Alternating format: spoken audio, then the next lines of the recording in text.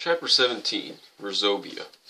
It had crossed my mind that Turtle might actually have recognized the cemetery her mother was buried in, and if so I wondered whether I ought to take her back there to see it. But my concerns were soon laid to rest. We passed 4 cemeteries on the way to Potawatomi Presbyterian Church of St. Michael and All Angels, future home of Stephen and Hope Tutu, and each one of them called Turtle called out Mama. There would come a time when she would just wave at the sight of passing gravestones and quietly say, "Bye-bye." Finding the church turned out to be a chase around Robin Hood's barn. Maddie's directions were to the old church. The congregation had since moved its home of worship, plus its pastor and presumably its refugees, into a new set of buildings several miles down the road. I was beginning to form the opinion that Oklahomans were as transient a bunch as the people back home who slept on grass-flecked bedrolls in Roosevelt Park. The church was a cheery-looking place, freshly painted white with a purple front door and purple gutters. When Maddie used to talk about the Underground Railroad, by which she meant these churches and the people who carried refugees between them, it always sounded like the dark of night. I never pictured old white Lincolns with soda pops spilled on the seats, and certainly not white clapboard churches with purple gutters. Reverend and Mrs. Stone seemed greatly relieved to see us, since they had apparently expected us a day or 2 earlier, but no one made an issue of it. They helped carry things up a sidewalk bordered with a purple fringe of agritums, into the small house behind the parsonage. Meanwhile, Estevan and I worked on getting possessions sorted out. Things had gotten greatly jumbled during the trip, and Turtle's stuff was everywhere. She was like a pack rat, taking possessions of any item that struck her fancy, like Esperanza's hairbrush, and tucking another thing into its place, like a nibbled cracker. Turtle herself was exhausted with the events of the day, or days, and was in the back seat sleeping on the sleep of the dead, as Luann would put it. Esperanza and Estevan had already said goodbye to her in a very real way back in Mr. Armisted's office, and didn't think there was any need to wake her up again, but I stood firm. It happened too many times that people she loved were whisked away from her without any explanation. I wanted her to see you, and see this place, so she'll know we're leaving you here. She woke reluctantly, and groggily accepted my explanation of what was happening. "Bye, boy," she said, standing up on the seat and waving through the open back window. I think we all felt the same exhaustion. There are times when it just isn't possible to say goodbye. I hugged Esperanza and shook hands with Reverend and Mrs. Stone in a kind of daze. The day seemed too bright and too full of white clapboard and cheerful people, purple flowers, for me to be losing 2 good friends forever. I was left with Estevan, who was checking under the back seat for the last time. I checked the trunk. "You ought to take some of this food," I said. "Turtle and I will never eat it all. It'll just go to waste. At least the things, there are whole jars of like mustard and pickles." I bent over the cooler, stacking and unstacking the things that were swimming in melted ice at the bottom. Estevan put his hand on my arm. "Taylor." I strained up.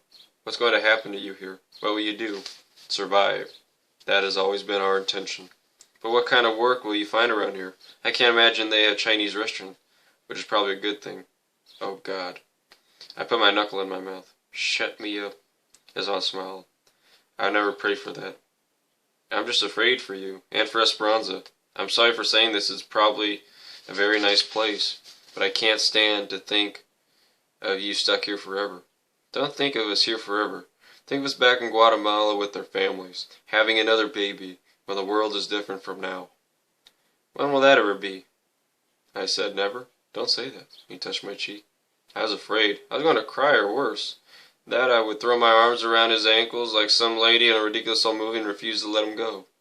When tears did come to me, it was a relief. That it was only tears. "Estevan, I know it doesn't do any good to say anything like this, but I don't want to lose you. I never lost anybody I loved, and I don't think I know how to." I looked away down the flat paved street. I never known anybody like you. He took both my hands in his. Nor are you, Taylor. Can you write? Would it be safe, I mean? You could use a fake return address or something. We could send word by way of Maddie, so you will know where we are and what happens to us. I wish that didn't have to be all. I know. His black pupils move back and forth between my eyes. But it does, doesn't it? There's no way around it, around hurt, is there? You just have to live with it. Yes, I'm sorry. Esteban, do you understand what happened back there in that office with Esperanza? Yes. I keep thinking it was kind of, what would you call it? A catharsis? A catharsis? A catharsis, I said. And she seems happy, honest to God, as happy as if she'd really found a safe place to leave Yasmin behind. But she's believing in something that isn't true. Do you understand what I'm saying? It seems wrong, somehow. Mija. In a world as wrong as this one, all we can do is to make things as right as we can. He put his hands on my shoulders and kissed me very, very sweetly, and then he turned around and walked into the house. All four of us had buried someone we loved in Oklahoma. I called Mama from a payphone at a Shell station. I dug 2 handfuls of coins out of my jean pockets, displayed them on the metal shelf, and dialed. I was scared to death she would hang up on me. She had every right. I hadn't said boo to her for almost 2 months, not even to congratulate her on getting married. She'd written to say she had a really nice time at the wedding and that Harlan was moving into our house. Up until the wedding, he had always lived in a so-called bachelor apartment, which means a bed plus a hot plate plus Roach Motel in his sock drawer, in back of LJ's paint body. There was static in the line. Mama, I'm sorry to bother you, I said. I'm just outside Oklahoma City, so I thought I'd give you a ring. It's a lot closer to Arizona. Is that you? Bless your heart. It is you. I'll swan. Now, weren't you so sweet to call? She sounded so far away. So, how's it going, Mama? How's married life treating you? She lowered her voice. Something's wrong, isn't it? Why'd you think that? Either you got a bad cold or you've been crying. Your sound's all up in your head. The tears started coming again, and I asked Mama to hang on for just a minute. I had to put down the receiver to blow my nose. The one thing Luann hadn't thought of was that I should have packed 24 hankies. When I got on the line again, the operator was asking for more coins, so I dropped them in. Mama and I listened to the weird bonging noise and didn't say anything to each other for a little bit. I just lost somebody I was in love with, I finally told her. I just told him goodbye, and I'm never going to see him again. Well, what did you turn him loose for? Mama wanted to know. I never saw you turn loose of nothing you wanted. This is different, Mama. He wasn't mine to have. She was quiet for a minute. We listened to the static playing up and down. It sounded like music from Mars. Mama, I feel like, I don't know what. Like I died. I know. You feel like you'll never run into another one. That's right. That's worth turning your head around. Well, you will. You'll see. No, it's worse than that. I don't even care if I run into anybody else. I don't know if I even want to. Well, tell her, honey, that's the best way to be. It is not on the lookout. That way, you don't have to waste your time. Just let it slip up on you while you're going about your business. I don't think it will. I feel like I'm too old. Old my foot, Lordy child, look at me. I'm so far over the hill I can't call the hogs to follow.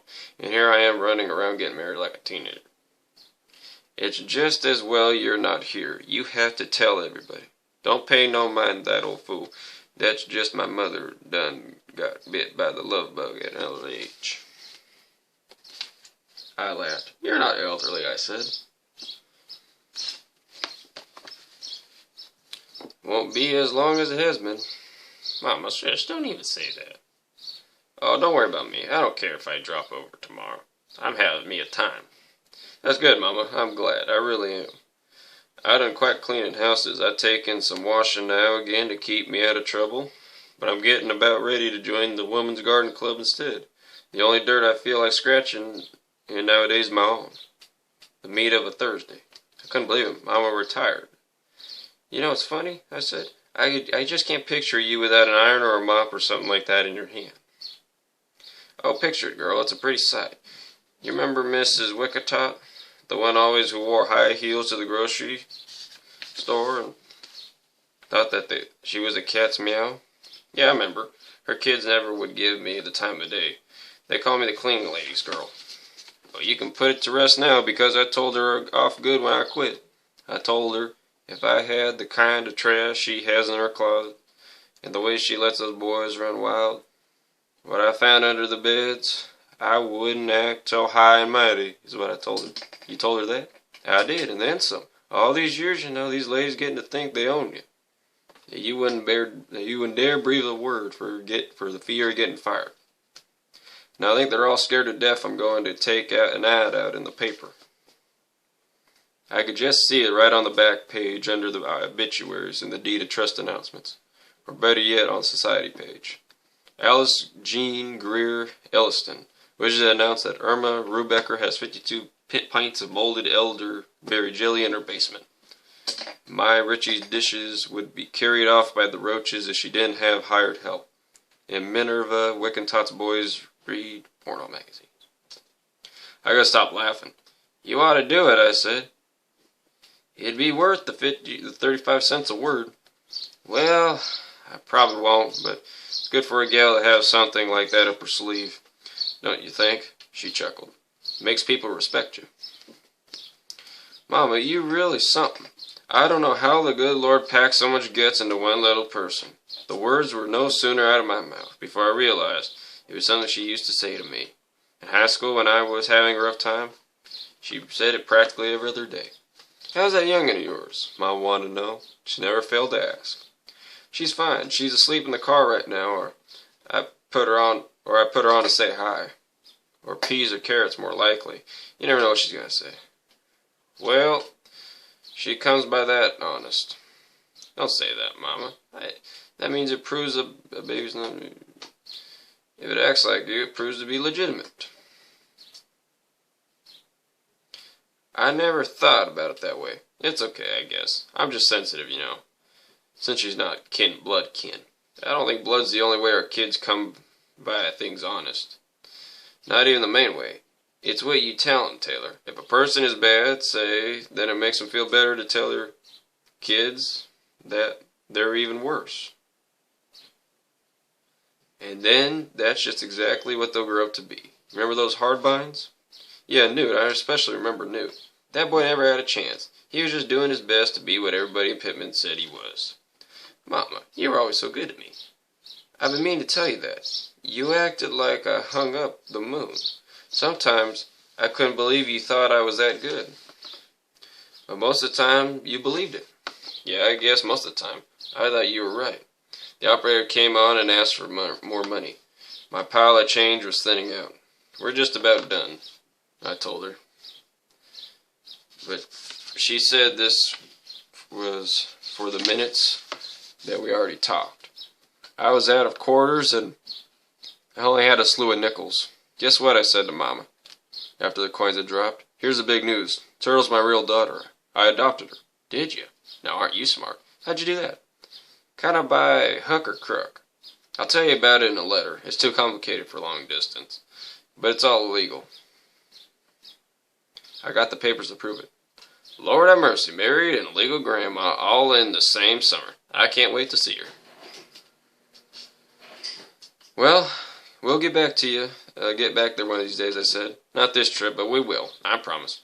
Better watch out one of these days. Better watch out. One of these days, me and old Harlan might just head up to Arizona. I wish you would. Neither of us wanted to hang up. We both said bye about 3 times. Mama, I said, this is the last one. I'm hanging up now. Bye. And I said, and say hi to Arlen for me, too. Okay? Tell him I said I'd be good to you, or I'll come whip his butt. I'll tell him.